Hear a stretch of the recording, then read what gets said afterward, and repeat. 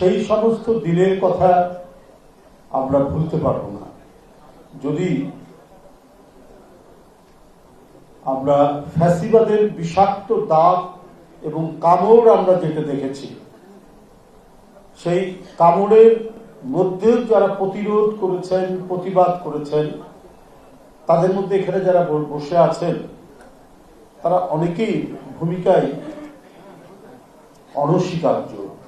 এটাকে বাদ দিয়ে ফ্যাসিবাদের বিরুদ্ধে কোনো ইতিহাস লেখা হলে সেই ইতিহাস সঠিক হবে না। খোকন ভাই, ব্যারিস্টার খোকন ভাইয়ের কথা বলছি। সেই মানে মাদ্রাসা কোর্টে জজ সাহেবের সাথে আমরা তার লড়াই দেখেছি। জজ সাহেব পুলিশকে বলছে যে ওনাকে এখনই অ্যারেস্ট করুন। আমরা সবাই বসে আছি, সিরিয়ার নেতৃবৃন্দ সবাই আছে, মহাসচিব সহ, স্ট্যান্ডিং কমিটির মেম্বাররা সহ। উনি যখন তীব্রভাবে আর্গুমেন্ট করতে করতে জজ সাহেবকে অ্যাকুজ করতে, কারণ এগুলো জজ যা ছিল শেখ হাসিনার আমলে সব শেখ হাসিনার চাকর বাকর ছিল, এই ব্যাপারে তো কোনো দ্বিধা নেই, কোনো প্রশ্ন নেই। তো সেই চাকর বাকর জজের বিরুদ্ধে সাহস করে দাঁড়িয়ে খোকন ভাইদের সেদিনের সংগ্রাম, আমি যদি ভুলে যাই খন্দকার মাহবুব হোসেনের কথা, এই বৃদ্ধ মানুষ, ব্যারিস্টার জমিরুদ্দিন সরকারের কথা, জয়নাল ভাইয়ের কথা, কার কথা বলবো?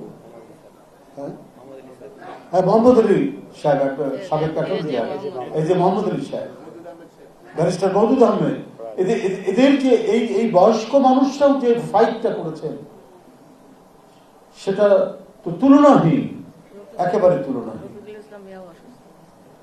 তো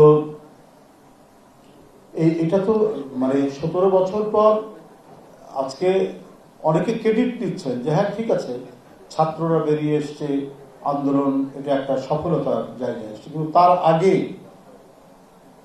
শেখ হাসিনা তার ফ্যাসিবাদী শাসন কণ্টকমুক্ত করতে এটাকে একেবারে মসৃণ করার জন্য কাউকে বাদ দেয়নি। বারবার কারাগারে নিয়ে গেছে ব্যারিস্টার মওদুদ আহমেদকে, ব্যারিস্টার রফিকুল ইসলাম সাহেবকে, এম.কে. আনোয়ার সাহেবকে নিয়ে গেছেন, খন্দকার মাহবুব হোসেনের মতো বয়োবৃদ্ধ মানুষকে নিয়ে গেছেন, খোকন ভাই এরা তো আছে। তো এই যে 17 বছর টানা প্রতিদিন প্রতিনিয়ত আমরা তো রাজনৈতিক কর্মী মাঠে ময়দানে থাকি, কিন্তু এই সমস্ত বরেণ্য আইনজীবীরা কেউ শেখ হাসিনার বিষাক্ত ছবল থেকে, তার কালো থাবা থেকে কেউ মুক্তি পায়নি। কিন্তু সেই দিন অপেক্ষাকৃত তরুণ আইনজীবী তারা তখন প্রতিষ্ঠিত, অ্যাডভোকেট মোহাম্মদ আলী, তৌহিদ, আর কার সানাউল্লাহ মারা গেছে, অনেক নাম, অনেক বড় লিস্ট, তালিকা বলতে হয় যারা কাজ করেছে। তো সেই দিন থেকে আমি তাদের ভূমিকা সম্পর্কে জানি। এরা শুধু আইনজীবী নয়, এরা গণতন্ত্রের প্রহরী হিসাবে কাজ করেছে। কারণ তাদের সেদিন সমুজ্জ্বল উপস্থিতি এই আদালত প্রাঙ্গণে না থাকলে শেখ হাসিনাকে দুর্বল করা যেত না। ও যতই তার ভয়ঙ্কর রূপ দেখিয়েছে, তারপরেও কিন্তু কেউ, নেতাকর্মীরা তো সেটা ভিন্ন ব্যাপার, কিন্তু আইনজীবীরাও তাদের নিজস্ব অবস্থান ত্যাগ করেনি।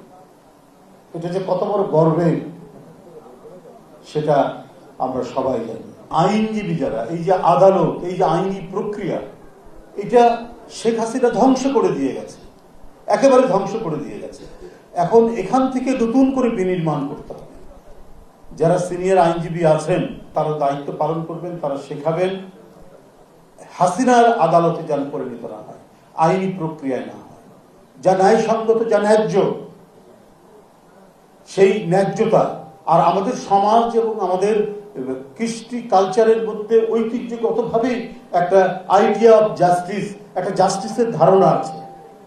এই জাস্টিসের ধারণার কারণেই আমরা নীতি, ন্যায্যতা এই শব্দটি আমরা পেয়েছি। এটা এখনকার না, এটা 1500 বছর আগে, 1500 বছর আগে, 2000 বছর আগে এই শব্দটি আমরা পেয়েছি। এটা খুব সুন্দরভাবে তুলে ধরেছেন idea of justice Amartya Sen তার বইতে, বিখ্যাত অর্থনীতিবিদ অমর্ত্য সেন তার বইটার মধ্যে লিখেছেন। মাদক নির্মূল করতে হবে, এই জন্য খুবই দরকার আইনের শাসন,